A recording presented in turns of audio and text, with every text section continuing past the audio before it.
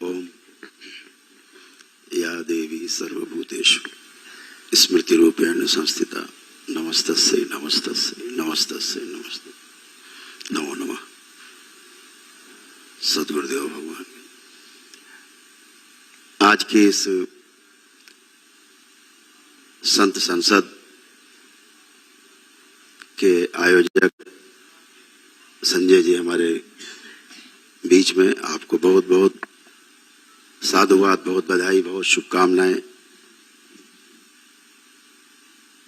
आप एक बड़ा काम कर रहे हैं कि जिन्हें कोई इकट्ठा नहीं कर सकता उन्हें आपने इकट्ठा किया है। ज्ञानियों को जल्दी कोई एक साथ एक मंच पे इकट्ठा नहीं कर सकता, तो आपको बहुत बहुत साधुवाद। इन्होंने मुझे इकट्ठा किया है। नेटवर्क 10 को बहुत बधाई, शुभकामनाएं। आपने बहुत साहस के साथ ये चौथा आयोजन किया है। हम सभी आपके साथ हैं। मंच पर विराजमान हमारे परम आदरणीय प्रातः स्मरणीय जगत गुरु शंकराचार्य जी महाराज, आपको महाराज जी को प्रणाम। हमारे अखिल भारतीय अखाड़ा परिषद के राष्ट्रीय अध्यक्ष श्री रविंद्र जी महाराज, हमारे जगत गुरु जूना अखाड़े से श्री चकपाणी जी महाराज, पंडोकर सरकार हमारे बीच में मित्र हमारे, और सभी लोग हमारे इस जो सभागार में जितने संत शिरोमणि बैठे हैं, सभी को सादर नमन करते हुए, प्रणाम करते हुए, दंडवत करते हुए जो इसके योग्य है। जो कहना चाहता हूं वो बहुत छोटी बात है, क्योंकि यहाँ सभी हमसे बड़े और ज्ञानी लोग हैं, वो छोटी बात है। लेकिन जहां तक जातिवाद की बात करते हैं, बचपन में छोटी घटना से शुरू करते हैं। मैं छोटा था, 7-8 वर्ष की उम्र में, जब मैं बाहर से खेल के आता था तो घर के बाहर मैदान में एक पत्थर, जो पहले चक्की में चला करता था, आटा पीसती बड़ी चक्की, बड़ा पत्थर पड़ा होता था। तो नियम था कि बाहर से खेल के आए हो तो उस पत्थर पे बैठ जाओ। और जैसे जैसे रहता था मैं, पहले माता श्री हमारी आती थी, पहले एक बाल्टा पानी ऊपर से ही डाल देती थी। मैं ये नहीं समझ पाता था, मैं सोचता था शायद गंदा होके आया हूं खेल के तो नहला, लेकिन कपड़े जैसे पहने, स्वेटर पहने, सर्दी तो भी एक बाल्टा पानी चाहिए, उसके बाद घर में प्रवेश मिलता था। आज वो स्थिति नहीं है। जातिवाद की जो स्थिति हम लोगों ने अपने बचपन में देखी है, झेली है। बच्चों के साथ मैं खेलता था, मोहल्ले में जाता था, तो जो महिलाएं होती थी, माताएं अपने बच्चों को घर के अंदर कर देती थी कि वो आ रहा है उसको छूना मत, ये तो मेहतरों के साथ खेल के आ रहा है, अभी तुम्हें छू लेगा तो नहाना पड़ेगा। ये मैंने देखा है और भोगा भी है मैंने। लेकिन आज संजय जी वो स्थिति नहीं है। आज बहुत ही हम लोग इसी जगह रुके हुए हैं, रिजॉर्ट्स में। कोई किसी को नहीं पूछ रहा है कौन भोजन बना रहा है, कौन परोसने वाला है, कि तुम किस जाति के हो। यही तो बात है ना, कि यही बात हो रही है स्वामी जी कि ये तो संत संसद है। हाँ, तो हमारे जो सभी संत हैं इसी प्रयास में हैं कि हम लोग यही बात करते हैं ना कि भाई जाति वाली तो बात ही नहीं हो रही है, बात तो हो रही, हम लोग धर्म की बात कर रहे हैं। जहां धर्म है वहां सब मिक्स है, एक साथ है, वहां तो कोई जाति है ही नहीं। एक ही जाति है, मानव जाति है। मानव जाति से बढ़ के कोई जाति नहीं, एक ही धर्म है, मानव धर्म है। अभी एक डिबेट में कुछ मुस्लिम्स के साथ हमारा था, डिबेट थी, तो एक चैनल पे, राष्ट्रीय चैनल पे, तो उन्होंने कहा, जो स्कॉलर थे, मुस्लिम स्कॉलर, कि भाई आपका तो सारा जो सनातन का है वो आपका पूर्व जन्मों पे आधारित है, और हम लोग पूर्व जन्म को मानते नहीं, अगला जन्म ही नहीं मानते, पुनर्जन्म भी नहीं मानते, तो हमारा आपका तो बड़ा विरोध है। तो हमने कहा नहीं, बिल्कुल विरोध नहीं है। आप पुनर्जन्म को नहीं मानते, मैं आपका समर्थक को लाओ लिख के दे दूं। मैं भी नहीं मानता कि पुनर्जन्म होता है। आपके अनुसार मुसलमान का पुनर्जन्म कभी नहीं होता। तो वो बोले कैसे नहीं होता? इसलिए नहीं होता कि मुस्लिम के घर में मुस्लिम पैदा होता है, मुसलमान पैदा नहीं होता। मुसलमान अपने कर्म से बनता है।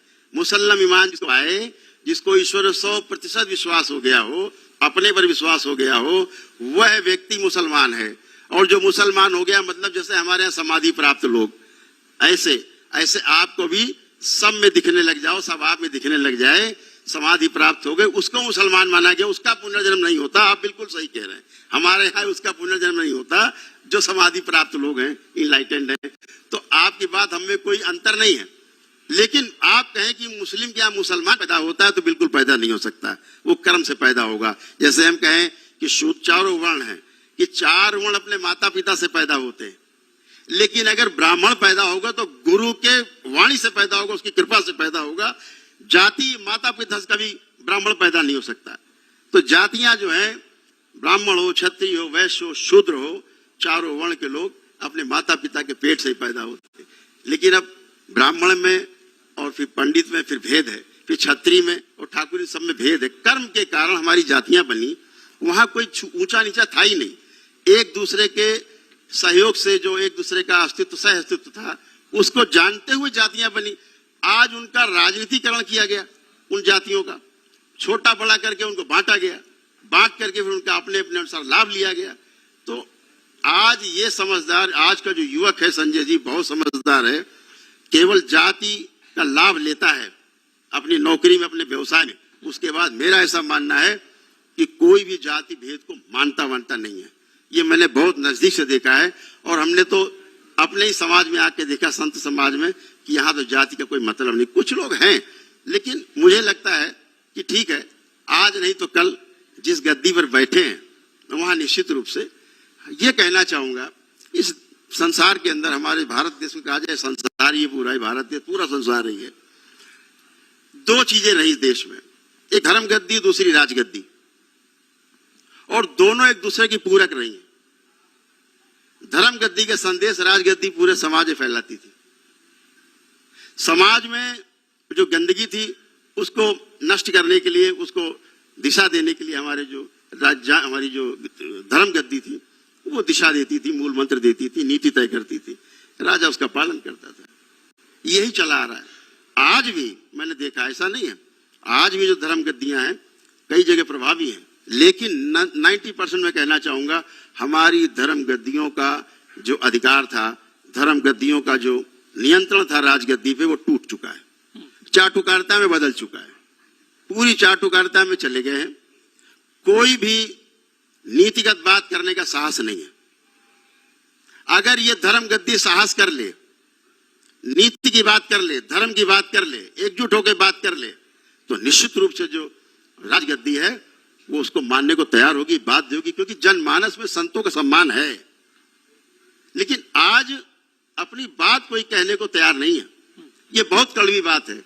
मैं अपनी बात छोटे मुंह से बड़ी बात कह रहा हूं, लेकिन एक बहुत बड़ी बात मैं कह रहा हूं कि आज कोई भी बात, कड़वी बात कहने को महाराज जी तैयार नहीं है। समाज में आंख बंद कर लेते हैं, नहीं हम बोलेंगे तो बुरे हो जाएंगे। आप बने ही हो बुरा और भला अलग अलग करने के लिए। संत का काम है बुरा और भला अलग अलग विवेचन कर दे, वर्गीकरण कर दे, लोगों की बात समझ में आ जाए, पकड़ में आ जाए। लेकिन हम आज उससे बचते हैं, इससे हमें बचना नहीं है। हम तो माननीय अध्यक्ष जी से भी कहेंगे कि आपके पास एक बड़ी जिम्मेदारी है, संतों के बीच में आप अखाड़ा परिषद के अध्यक्ष हैं, इतने संत शिरोमणि आपके साथ हैं, ये बड़ा काम है। और कोई भी ऐसी बात आए समाज में, उसे कहने से बचना नहीं चाहिए, बिल्कुल खुल के मंच पर एकजुट होकर बात करनी चाहिए। लेकिन यहां समस्या क्या है, जब मैं देखता हूं बंटवारा, तो मैं तो संजय जी, मैं तो कहूंगा आपसे अध्यक्ष जी प्रेरणा लें कि जैसे आपने सबको एकजुट किया है एक छत के नीचे, ऐसे ही 13 के 13 अखाड़े महाराज श्री के नेतृत्व में एक साथ बैठे और पूरे देश में एक संदेश जाए, एक बड़ा संदेश जाए, फिर जो श्रीमुख से निकलेगा वो राजगद्दी मानने के लिए बाध्य होगी। बिल्कुल, बहुत बहुत धन्यवाद। यही बहुत बड़ी चीज है कि इस संसद का मकसद ही है।